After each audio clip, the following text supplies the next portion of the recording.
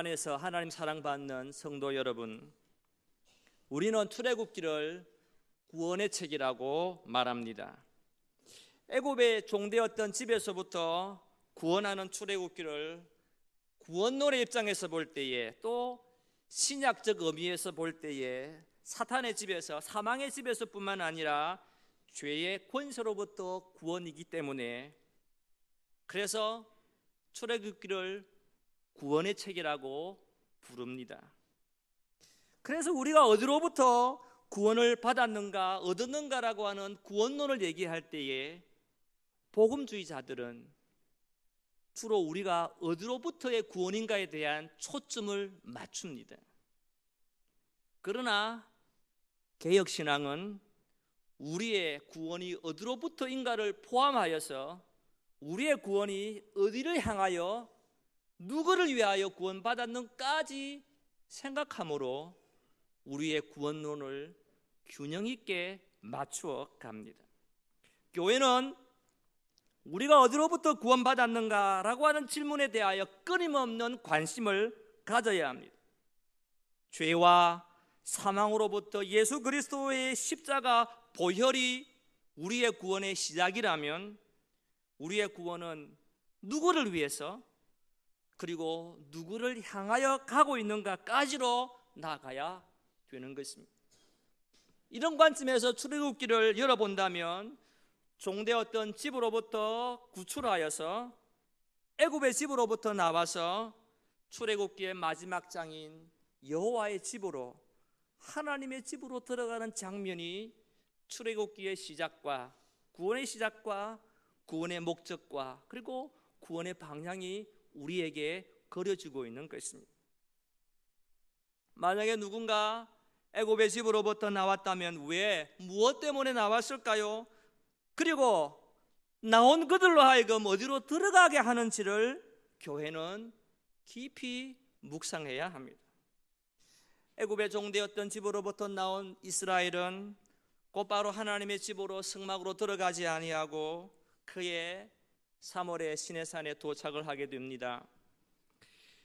이곳에서 이스라엘 백성들은 횟수로 2년을 머물게 됩니다. 그러니까 출애굽기 19장 1절에 시내산에 도착한 이스라엘 백성들이 이 시내산에서 만 2년을, 만 11개월을, 횟수로는 2년을 이 시내산에서 머물게 됩니다.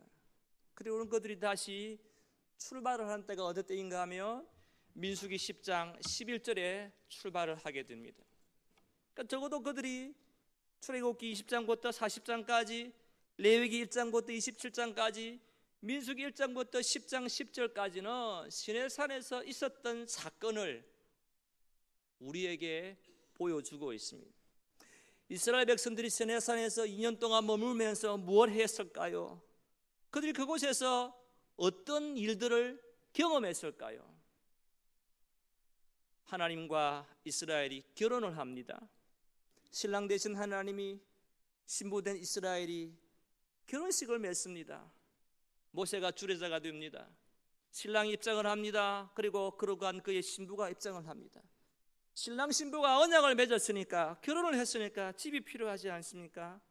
그래서 하나님께서 집을 지어라고 말씀합니다.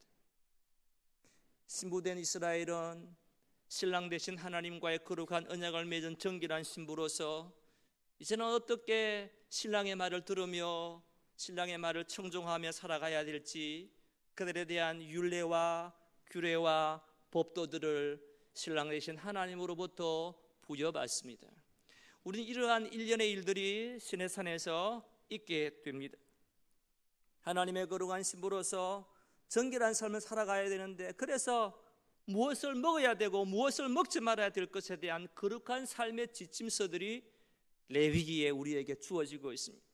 하나님과 거룩한 만남인 집으로 주인이 하나님을 만나기 위해서 어떤 자세로 나아가야 될 것을 우리에게 가르쳐주는 예배에 대한 얘기가 레위기 속에 담겨 있는 것을 우리는 보게 됩니다. 민수기 1장부터 10장까지는 하나님께서 만드신 성막을 중심으로 이스라엘의 약속의 땅으로 가려 할 때에 어떤 방향으로, 그리고 성막을 중심으로 어떻게 움직여야 될지에 대한 지도를 이스라엘 백성들에게 알려주고 있습니다. 특별히 레위인들이 성막을 중심으로 어떻게 이동하며 어떻게 이 성막을 관할할 것인가에 대한 일련의 이야기들이 그 속에 기록이 되어 있습니다. 이스라엘 백성들에게 있어서 이 성막은 아주 중요한 것이었습니다. 성막은 하나님의 임재를, 하나님 그분을 드러내는 언약궤가 그 속에 담겨 있습니다. 하나님께서 친히 내가 너희들과 함께 할 뿐만 아니라 너희가 가려 하는 곳으로 나도 너희 가운데서 함께 동행하고 함께 머물고 같이 가겠다라고 하신 하나님의 임마누엘의 복음이 이 성막을 통해서 펼쳐지고 있는 것을 보게 됩니다. 그래서 이스라엘은 어디로 가든지 어디에 머물든지 간에 이 성막을 중심으로 이동하고 머물고 이동하고 멈추었던 것입니다. 이런 하나님의 인도를 따라서 이들이 약속의 땅으로 들어갑니다. 정복시대를 거칩니다. 사사시대를 거칩니다. 그리고 다윗시대로 넘어갑니다. 다윗은 하나님을 위한 전 건축 준비를 마칩니다. 그리고 솔로몬의 시대에 이르러서 이제는 성막이 아니라 성전을 건축하게 되었습니다. 이제는 이동하지 않으니까, 하나님께서 약속하신 땅으로 그들을 인도하였으니까 움직이지 아니하는 하나님의 그분을 성전 건축으로 이어지고 있는 걸 보게 됩니다.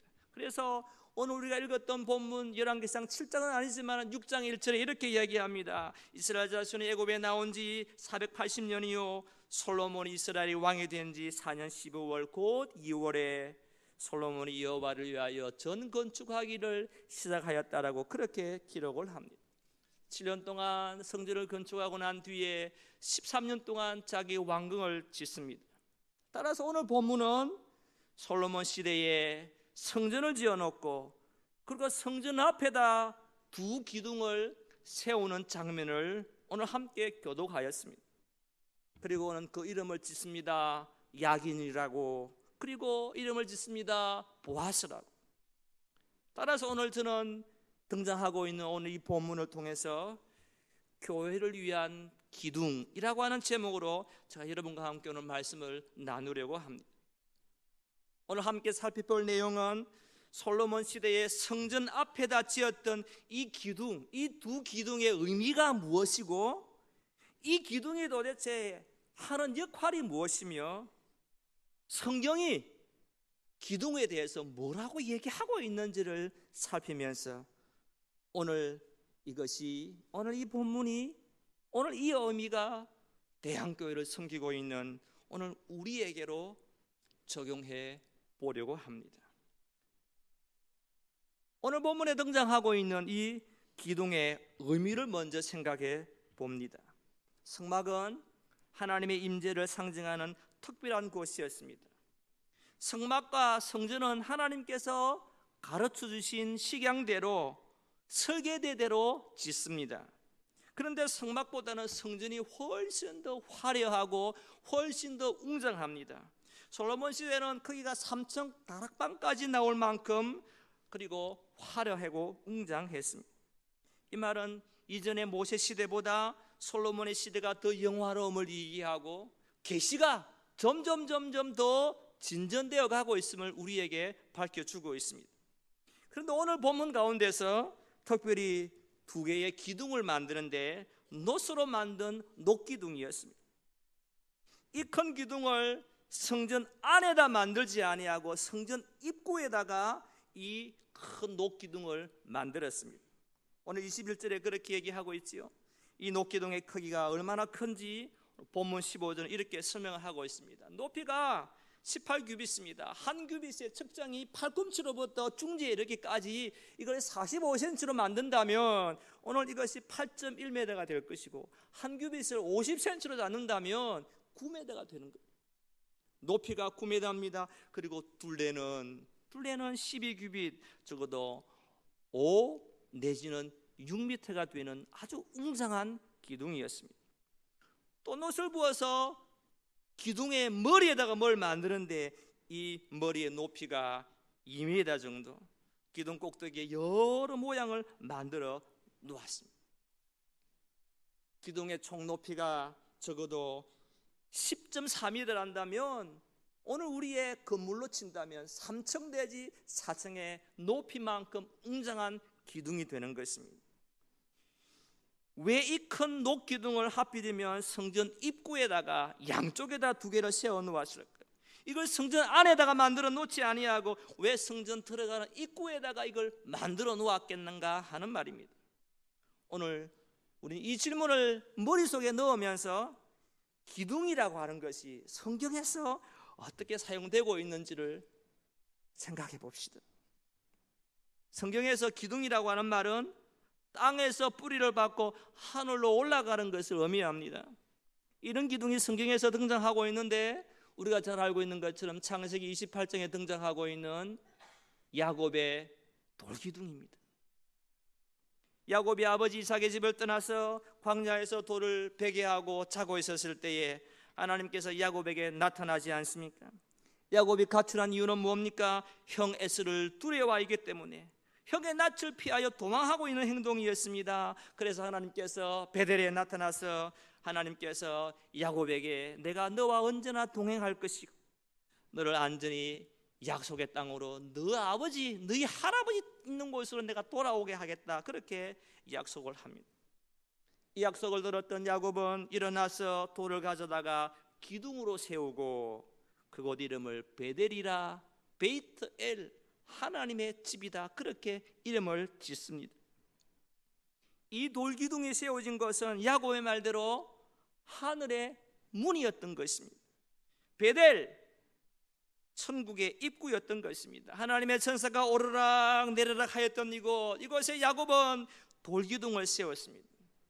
하나님께서 이삭에게 주셨던, 아브라함과 이삭에게 주셨던 약속을 확인하였고 이제는 내가 두려워할 것이 형이 아니고 하나님이라고 하는 사실을 하늘의 입구였던 이 베델에서 야곱은 배우게 됩니다. 우리가 알다시피 성경에서 출애굽할 때에 이스라엘 백성을 인도하였던 기둥을 압니다. 그것이 구름 기둥과 불 기둥이라고 하는 것을 말입니다. 하나님은 이스라엘 백성을 인도하면서 이 두 기둥으로 그들을 낮에도 밤에도 언제나 신실하게 인도하셨습니다. 이스라엘이 홍해를 앞두고 바로의 군사들이 자기들을 추적할 동안에 하나님은 이 구름 기둥으로, 불 기둥으로 이스라엘을 인도하셨고 추적하는 애굽의 군대는 이스라엘 가까이 오지 못하도록 하나님께서 사망과 생명의 경계로 삼으셨다는 것을 알게 됩니다. 잘 보십시다. 하나님의 인도하심이 있는 이쪽 기둥에는 생명이 있습니다. 이 기둥 경계 넘어 저쪽에는 사망이 존재하고 있었던 것입니다. 이 기둥은 사망과 생명의 경계를 나타내었던 것입니다. 기둥 안으로 들어오게 되면 생명이 보존되지만은 저 기둥 바깥쪽에는 어둠과 추위와 사망이 있다는 것입니다. 이 구름 기둥과 불 기둥이 보여주는 메시지입니다. 에스겔 47장 1절에는 생수의 강이 문지방으로부터 흘러나오는 것을 말씀하고 있는데 여기 문지방은 문기둥을 의미하고 있습니다. 살리는 생명의 강이 이 문기둥으로부터 시작이 되고 있던 것입니다. 이러한 의미를 담고 있는 기둥이 성전의 입구에 세워졌습니다. 이것은 천국의 입구를 가르칠 뿐만 아니라 야곱의 고백대로 천국의 문이 이곳에 세워졌다는 것입니다. 여러분 오늘 들어오실 때 문을 열고 들어오지 않았습니까? 문은 출입구가 되는 말입니다. 본문에 등장하고 있는 이 기둥의 오른편의 이름을 야긴이라고 짓습니다. 야긴은 여호와가 세우신다라고 하는 이름의 뜻이 있습니다. 한쪽 이름을 보아스라 짓습니다. 이 보아스는 그에게 능력이 있다, 하나님 안에 능력이 있다라는 것입니다. 하나님께서 세우신다는 야긴의 뜻을 보십시오. 하나님에게 능력이 있다라고 하는 보아스를 보십시오. 이 두 개는 서로 상충되지 않습니다. 서로를 드러내고 있습니다. 세우시는 여호와, 그분에게 능력이 있습니다. 세우신 여호와로부터 능력이 있음으로 말미암아 세운 그 교회를 더 견고하게 세워간다는 것입니다. 여러분, 천국의 문을 누가 세웁니까? 하나님 그분 자신이 세우지 않습니까? 하나님 그분이 자신의 능력과 의지로 세우시는 것입니다. 하나님의 구원이 홀로 넘치고 있는 성전, 하나님의 생명이 홀로 넘치고 있는 이 성전, 그러나 그 어느 누구도 이 두 기둥을 통과하지 아니하고는 하나님과의 교제가 있는, 하나님과의 만남인 거룩한 지성소 안으로, 거룩한 성전 안으로 아무도 들어갈 수가 없는 것입니다. 이건 천국으로 인도하는 문이요, 하늘의 문을 드러내는 예수 그리스도의 사역을 잘 드러내고 있는 것을 보게 됩니다. 성전 입구에 서 있는 이 기둥은 하늘의 출입문을 의미하고 있는 것입니다. 성전 입구에 서 있는 이 기둥은 생명의 문으로 들어가는 출입구라고 하는 사실을 밝히고 있습니다. 우리 예수님께서 죄악 가운데 있는 우리에게로 오셔서 하늘로 올라가는 문이 되셨습니다. 구원의 입구가 되었단 말입니다. 죄인을, 우리를 생명의 길로 인도하는 출입구가 되셨다는 말입니다. 아무도 이 예수 그리스도라고 하는 문을, 출입구를 통과하지 아니하고는 하늘나라로 들어갈 수가 없습니다. 어떤 사람이라 할지라도 이 예수 그리스도라고 하는 문 안으로 들어올 수가 있습니다. 들어오십시오. 환영합니다. 언제든지 들어오기를 바랍니다. 그래서 주님이 말씀합니다. 내가 곧 길이요 진리요 생명이니 나로 말미암지 않고는 아버지께로 올 자가 없다. 예수님 자신을 문이라, 내가 문이다, 내가 출입구다, 나를 통과해야 하나님께로 나아갈 수 있다 라고 그렇게 요한복음 14장 6절에 일러주고 있습니다. 주 예수를 믿으라. 그래야면 너와 너의 집이 구원을 얻으리라. 사도행전 16장 31절에 선포하고 있습니다. 이러한 기둥의 의미를 살펴보았습니다. 그렇다면 이런 기둥의 의미가 성경 속에서 등장하고 있는 것과 동시에 그럼 이 성전의 기둥이 하고 있는 역할이 뭘까요? 의미가 성경으로 우리에게 밝혀진다면 이 기둥이 가지고 있는 역할을 살펴본다는 것입니다. 성경에서 이 기둥은 다양하게 등장하고 있습니다.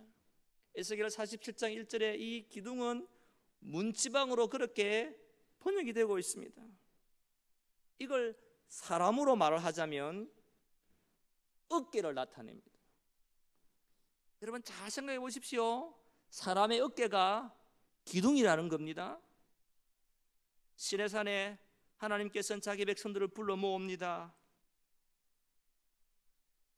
애굽의 집으로부터 나와서 여호와의 집으로 들어가는데 애굽의 집으로 나온 이가 누굽니까? 여호와의 집으로 들어가는 이가 누구입니까? 시내산에서 규명이 됩니다. 성막을 만들라고 하나님께서 말씀하면서 모세를 통해서 하나님께 제사를 드리는 제사장의 예복을 설명을 합니다. 출애굽기 28장 6절로부터 14절에 그래서 제사장의 양쪽 어깨에다가 보석 하나를 둡니다. 호마노라고 하는 보석, 호마노라고 하는 보석 2개를 양쪽 견대 어깨에다가 달게 만듭니다. 그리고는 이스라엘의 12지파를 왼쪽 어깨에 6개, 오른쪽 어깨에 6개, 12지파 이름을 다 새겨 놓습니다. 이 호마노에다가 기록하라고 합니다. 제사장 어깨가 이스라엘의 10팔을 짊어지고 어깨에다가 싣고 어디로 들어갑니까? 하나님 현존으로 들어가는 거지요. 제사장의 어깨가 기둥이 되어서 이스라엘의 12지파를 지탱하고 있는 것입니다. 여러분 제사장이 누굽니까? 하나님을 때문에 살아가던 직분자들 아닙니까? 이들이 기둥과 같이 이스라엘을 12지파를 떠받들고 있다는 것입니다. 하나님은 자신을 상징하여 나타내는 법궤를 옮길 때에 레위지파로 하여금 옮기게 합니다. 게르손과 고핫과 므라리가 레위의 아들들인데 이들로 하여금 하나님의 성막의 기구들을 움직이게 합니다. 그래서 게르손과 머라리에게는 수레도 주고 그리고 소도 줍니다.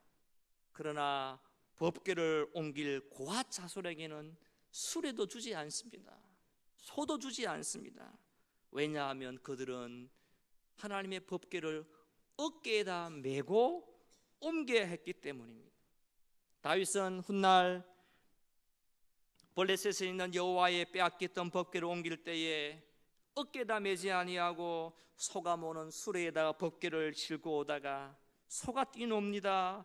우사가 법궤가 넘어지려 하는 것을 붙잡는 바람에 그가 죽임을 당하지 않습니까? 그래서 베레스 우사라고 우리가 이름 짓지 않습니까? 하나님 그분은 제사장의 어깨를 타고 그분은 움직이신다는 것입니다. 어깨는 기둥을 의미하기도 하지만은 무엇을 받들거나 떠받드는 역할을 하고 있는 것을 보게 됩니다. 또 한번 볼까요? 출애굽기 17장에 하나님께서 르비딤에서 아말렉과 전쟁을 치릅니다. 여호수아가 군대장관으로 나아가서 아말렉과 전쟁을 치르고 있을 때에 산꼭대기에 모세는 올라갑니다. 아론이 따라갑니다. 훌이 따라갑니다. 손을 들면 이스라엘이 이기고 내리면 아말렉이 이기는 전쟁 장면을 연출하고 있습니다. 모세가 손을 들 때에 아론이 그리고 훌이 양쪽에서 떠받들고 있는 걸 보게 됩니다. 신명기 34장 7절에 모세를 두고 선지자라고 부릅니다. 아론이 누굽니까? 제사장입니다. 훌이 누굽니까? 왕적 직분을 갖고 있는 자이지요. 사람이 기둥이 되어서 모세를 떠받드는 어깨 역할을 하고 있는 걸 보게 됩니다. 이런 그림을 우리가 그리게 되는 겁니다. 제사장 직분을 행하였던 아론과 왕적 직분을 나타내고 있는 훌이 선지자인 모세를 떠받드는 기둥과 같은 역할을 함으로 하나님의 전쟁을 승리로 이끌었다는 것입니다. 사랑하는 여러분, 오늘 예전도의 여러분, 이와 같이 기둥은 무엇을 떠받들고 무엇을 지탱하는 역할로 우리에게 나타나고 있습니다. 이것이 사람으로 등장할 때는 직분적 사역을 의미하고 있는 것입니다.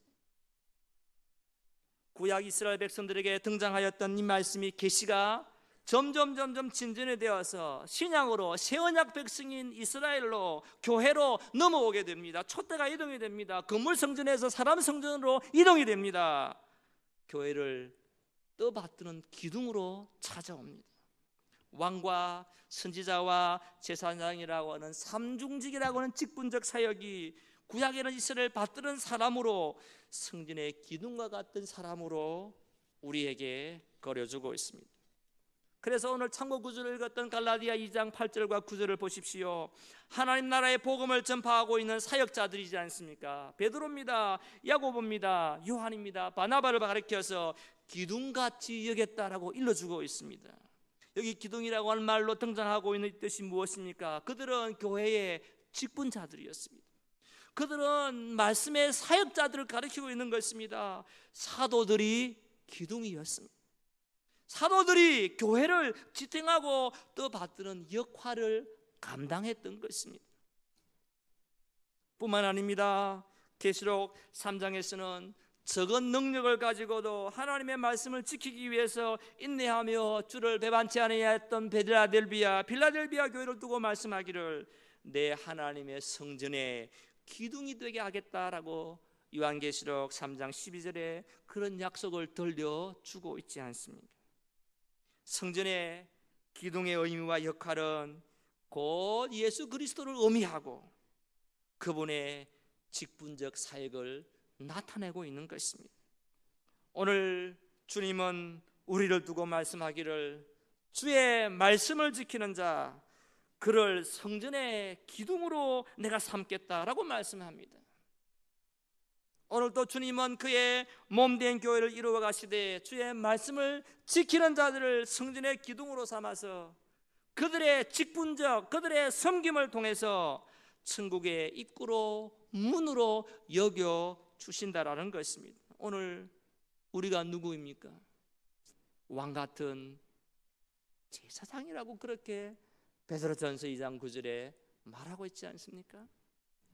따라서 사랑하는 성도 여러분, 그리고 오늘 또 교회를 위해서 열심히 섬김으로 봉사일을 감당하고 있는 여전도회 여러분들, 오늘 여기에 참석한 주의 백성 여러분, 오늘 우리는 이 성전의 기둥이 되는 직분적 사역을 잘 감당해야 하겠습니다.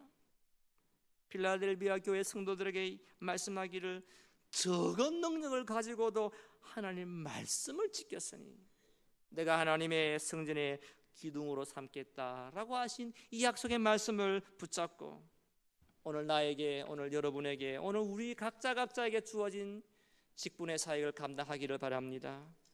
사람은 떠나갑니다. 우리도 언젠가 떠나가겠지요. 그러나 하나님이 세우신 교회는 오늘도 지금도 여기 이곳에 이 땅에서 계속되어지고 있습니다. 청년 강림줄로 말미암아 시작된 교회 절기, 교회의 시작이 여전히 오늘도 유효한 약속으로 우리에게 주어지고 있습니다. 구약의 두 정인이 하늘과 땅으로 등장하듯이 새 언약 시대의 두 정인이 보혜사와 사도들로 말미암아 세워진 교회가 이 시대의 정인이지 않습니까? 따라서 과거는, 어제 시간은 우리의 것이 아닙니다. 교회에 맡겨진 일들을 봉사하고 교회에게 주어진 자기의 일을 섬기려 할 때에 과거를 자랑하거나 과거를 훈장으로 여기지 말기를 바랍니다. 내가 과거에 했던 어떤 그것으로 여러분들을 내세우려는 잣대가 되지 말기를 바랍니다. 교회를 섬기는 일은 어제의 시간으로 오늘의 나의 훈장을 삼지 말기를 바랍니다. 그렇다고 내일이 우리의 시간일까요?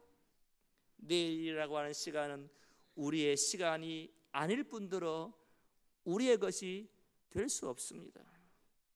오늘 일들을 미루어서 내일 하지 말기를 바랍니다. 안타깝게도 내일은 우리의 영역이 아니기 때문입니다.